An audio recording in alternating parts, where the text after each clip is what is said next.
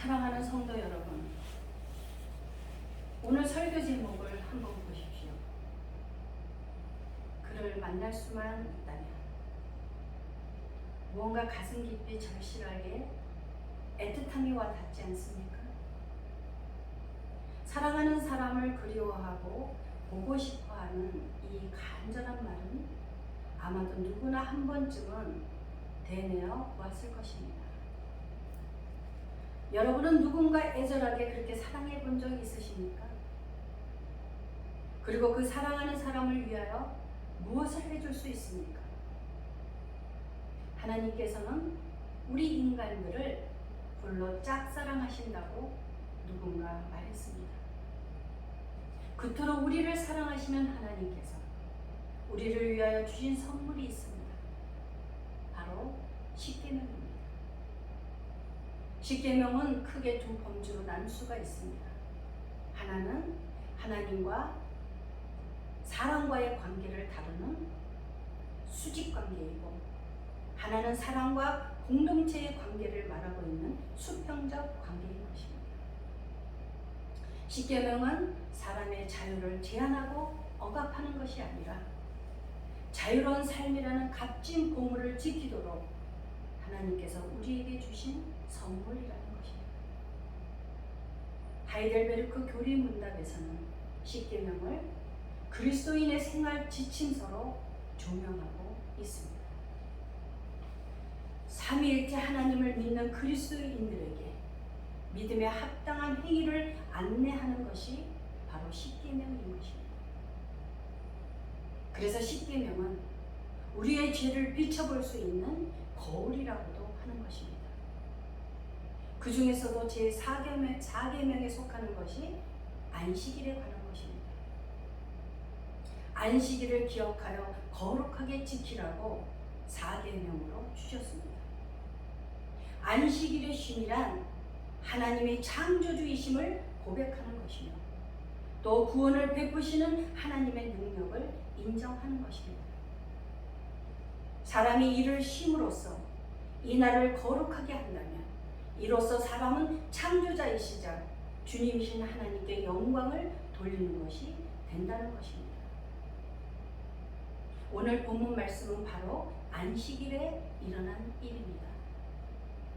예수님께서는 오늘 말씀을 통하여 제도가 인간 그 자체에 대한 구원보다 크지 않고 물질 또한 사람을 구속할 수 없음을 보여주고 계십니다. 바로 사람에 대한 근본적인 관심과 사랑을 드러내고 계시다는 것입니다. 본문 말씀의 내용을 보면 어떤 안식일에 예수님의 제자들과 함께 밀밭 사이를 걷고 있었습니다. 그때 제자들이 길에서 손에 잡히는 밀이삭을 뜯어서 손으로 비벼 먹었던 것입니다. 이것은 안식일 율법에 규정된 할 수 없는 일을 한 것입니다. 율법책에는 이스라엘인이 무화과 열매나 밀이삭 같은 것은 길 가는 길손들에게 따먹는 것을 용납하고 인정하고 있었습니다. 그런데 제자들이 밀이삭 따먹는 것을 보게 된 바리새파 사람들이 예수님께 항의를 하고 있는 것입니다. 안식일에는 일체 노동이 금지되었는데 어떻게 밀을 비벼 먹는 일을 할 수 있느냐? 왜 당신은 그것을 금지시키지 않느냐고 바리새파들이 예수님을 힐난하고 있는 것입니다. 유대교의 율법학자들의 전통은 손으로 알곡을 비비는 것을 일종의 탈곡이라고 여겼기 때문에 이것을 금했던 것입니다. 그러자 예수님께서는 성경의 전문가이자 수호자라고 자부하면서 성경이 실제로 가르치는 것에 무지한 바리새인의 모습을 지적하시며 안식일이 과연 누구를 위한 것인가를 반문하고 계시는 것입니다. 하나님께서 노역에서 쉴 수 있는 날을 사람에게 제공하여 유익과 복이 되게 하기 위하여 안식일을 제정하셨습니다. 그러나 그 안식일을 지키는 습관이 차차 교리화되고 형식에 치우치기 시작했습니다. 안식일을 위하여 생겨진 규율과 제도가 어느 사이엔가 원래의 목적이 희미해졌다는 것입니다. 안식일에 일을 하는 것은 죄악이기 때문에 식사를 하지 않으면 물론이고 세수를 하는 것이나 머리를 다듬는 일도 금지되었던 것입니다. 심지어는 지팡이를 짚고 다니는 것이 땅을 파는 일과 통한다고 해서 금지해야 할 지경이었던 것입니다. 사람을 위한 제도가 어느 사이인가 변질되어서 오히려 사람을 억압하고 옥죄는 도구로 전락해버리고 만 것입니다. 그렇게 사람이 무수한 규정을 만들므로써 짐이 되고 거기에 노예가 되게 만들어 버렸다는 것입니다. 26절에 보면 다윗이 아비아달 대제사장 때에 하나님의 전에 들어가서 제사장 외에는 먹어서는 안 되는 진설병을 먹고 함께한 자들에게도 주지 아니하였느냐고 예수님이 말씀하십니다. 그 시대에는 하나님께 제사를 드리는 공간에 아무나 들어갈 수 없었습니다. 거기에 다윗이 들어가 제사장 외에는 있어서 안 되는 곳에 있었고 제사장 외에는 먹을 수 없는 것을 먹었던 것입니다. 제사장은 하나님을 위해서 그 공간을 거룩하게 구별했고 진설병도 아무나 먹지 못하게 했던 것입니다.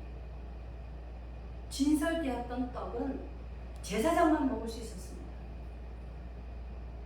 통상적으로 다윗과 동료들이 이 떡을 먹는 것은 불법이었지만 하나님은 그들이 굶주리는 것을 원치 않으셨습니다.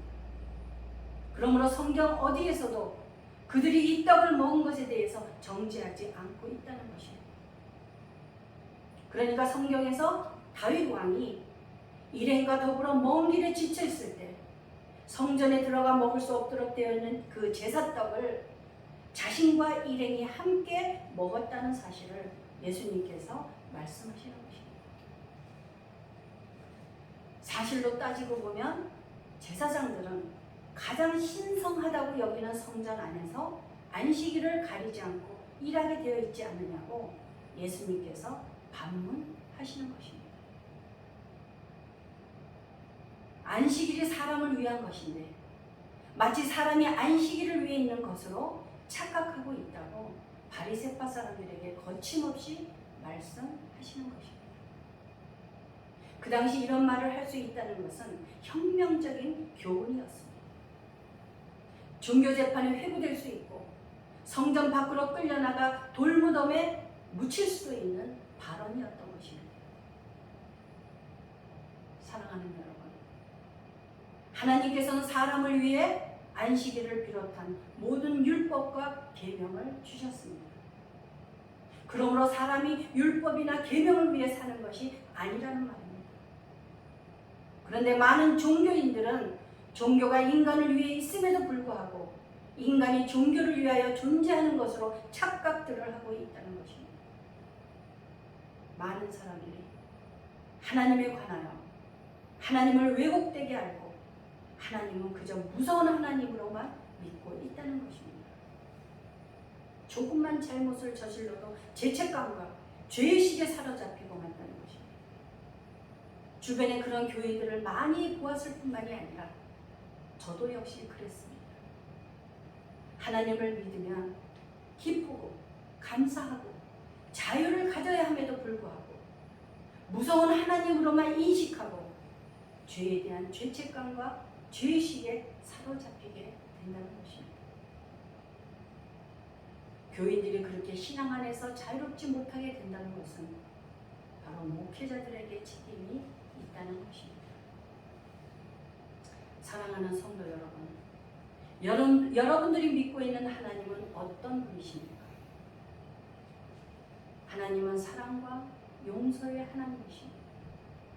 성령 안에서 주님을 인격적으로 만난다면 모든 것에 매이지 아니하고 자유를 가질 수 있을 뿐만이 아니라 우리들의 삶과 인격이 바뀌게 되는 것입니다.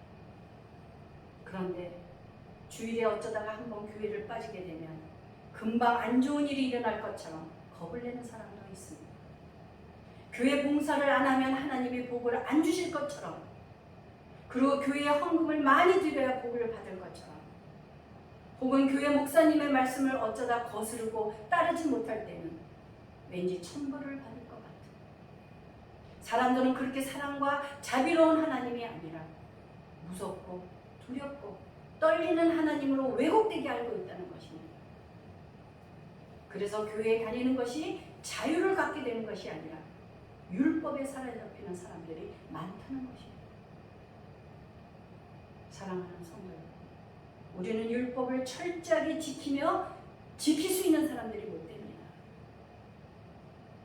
우리는 죄성을 가지고 살아갈 수밖에 없는 나약한 존재들인 것입니다. 여러분들의 부모님을 생각해 보십시오. 조금만 잘못한다고 무조건 매를 드는 부모가 있습니까? 자녀들은 부모의 사랑을 절대 헤아릴 수 없습니다. 그런데 하나님의 사랑은 그보다 더 비교할 수 없다는 것입니다.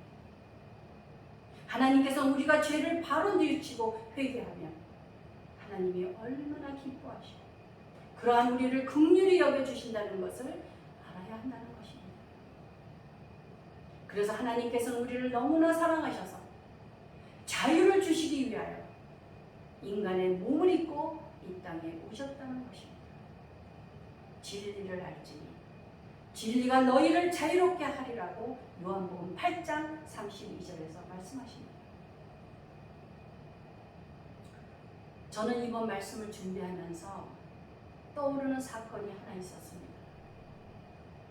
여러분은 아마도 삼청교육대를 잘 알고 계실 것입니다. 1980년 5월 17일 비상계엄이 발령된 직후 전두환 정권 초기 대표적인 사례로 꼽히는 삼청교육대는 불량배들의 폭력과 사회 풍토문란 사범을 소탕하기 위함이라는 명분으로 무자비한 인권 탄압이 이루어졌습니다. 삼청교육대 순화교육은 연병장 둘레에 헌병이 집중하고 감시하는 가운데 육체적 고통을 가하는 가혹한 방법의 훈련을 감행했던 것입니다. 1988년 국회 국방부 국정감사 발표에 의하면 삼청교육대 현장에서 사망한 사람이 52명, 후유증으로 인한 사망자가 397명, 정신장애 등 상해자가 2678명이라는 그 보고를 발생했다고 보고하였습니다. 여기에서 그 당시 코미디언으로 유명했던 한 사람이 억울하게 삼청교육대를 거쳐서 호된 교육을 받고 고문을 받고 돌아왔다고 합니다. 이유는 신군부의 코미디 탄압과 관련이 있었다고 하는 것입니다. 40대 중후반의 이 코미디언은 그 이후의 삶이 억울하고 쓸쓸하게 슬픈 삶을 살다가 신군부에 대한 원망하는 마음을 품고 술로 세월을 보내다가 결국 돌연사를 하였다는 것입니다. 말 그대로 화병으로 죽었다는 것입니다. 그는 정치사의 희생자 중 한 사람이었다고 모두가 추측을 하며 기억하고 있습니다. 사랑하는 여러분, 이러한 제도가 누구를 위한 것입니까? 로마서 13장을 보게 되면 세속 권력에 대한 기독교인의 태도에 관하여 기록하고 있습니다. 각 사람은 위에 있는 권세들에게 복종하라. 권세는 하나님으로부터 나지 않음이 없나니 모든 권세는 다 하나님께서 정하신 바라. 인간의 모든 제도를 주를 위하여 순종하되 혹은 위의 왕들에게 하라고 기록되어 있습니다. 왕과 그 신하와 같은 세속의 권세에 복종해야 하는 이유는 모든 권세가 하나님으로부터 의한 것이기 때문입니다. 모든 권세는 하나님이 임명하시는 것이란 말입니다. 하나님께서는 누구를 왕으로 세우기도 하고 내리기도 한다는 것입니다.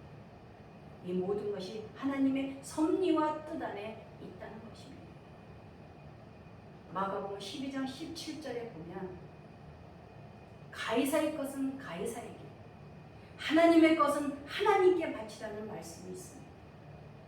가이사는 그 당시에 지배자를 가리키는 것입니다. 이 말씀의 의미는 신앙인이 국가의 요구에 기본적으로 순종해야 한다는 것입니다. 그러나 신앙의 원칙에 위배되는 것을 국가가 요구할 때 순종할 수 없음을 말하는 것입니다. 하나님은 이스라엘의 하나님이시며 모든 민족의 하나님이십니다. 그러므로 로마 황제라 할지라도 그를 황제로 임명한 분은 하나님이시라는 것입니다. 이것은 구약성경 다니엘서 4장 17절에 기록되어 있습니다. 지극히 높으신 이가 사람의 나라를 다스리시며 자기의 뜻대로 그것을 누구에게든지 주시며 또한 지극히 천한 자를 그 위에 세우시는 줄을 사람들이 알게 하려 함이라. 사랑하는 성도 여러분, 권세는 하나님으로부터 주어지는 것입니다. 그러한 이유로 정치 권력을 갖고 있으며 행사하는 모든 사람은 궁극적으로 하나님의 종이 된다고 하는 것입니다. 성경은 신앙의 원칙에 위배되지 않는 왕들의 정당한 요구에는 우리가 복종하고 그들을 위해 기도할 것을 가르치고 있습니다. 그것은 세속 국가가 평안해야 그 안에서 살아가는 기독교인들의 삶도 평안할 수 있기 때문입니다. 사랑하는 여러분, 성경에서는 일관되게 우리들에게 위정자들을 위해서 기도하라고 가르치고 있다는 것입니다. 이제 28절에서 예수님은 자신이 안식일보다 큰 자이며 자신이 하나님이라고 선언하고 계십니다. 실제로 예수님께서는 이 권세를 근거로 안식일에 대한 바리새인의 규정을 거부하고 하나님께서 원래 의도하셨던 뜻을 회복시키셨다는 것입니다. 그것은 짐이 아니라 복이 되게 하셨다는 것입니다. 오늘 말씀은 안식일에 예수님과 바리새파들과 충돌하는 이야기입니다. 여기에서 예수님과 유대교들 사이에 있는 적대감이 갈수록 커져가면서 절정에 이르렀다는 것을 알 수 있습니다. 그런데 이 안식일에 또 하나의 사건이 일어나게 됩니다.